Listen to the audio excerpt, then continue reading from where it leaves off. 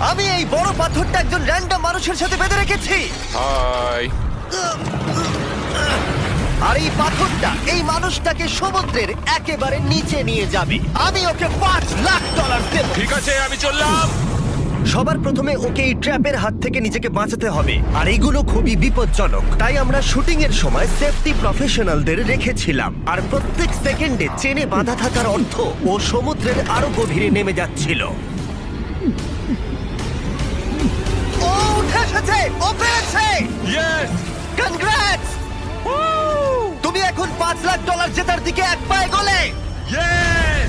কিন্তু এর পরের চ্যালেঞ্জটার হাত থেকে বাঁচা অতটাও সহজ হবে না। দ্বিতীয় ডেথ ট্র্যাপে তোমাকে স্বাগত। খাঁচাটা খুলে দাও। কি?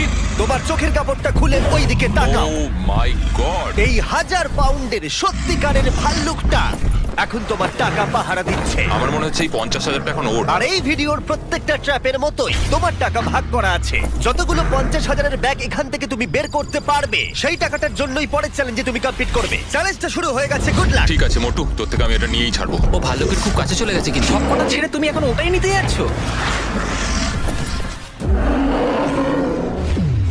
তুমি এত শান্ত আছো কিভাবে? আমি নেই, আমাকে দেখে মনে হচ্ছে, কিন্তু সত্যি কথা বলতে আমার খুব ভয় করছে।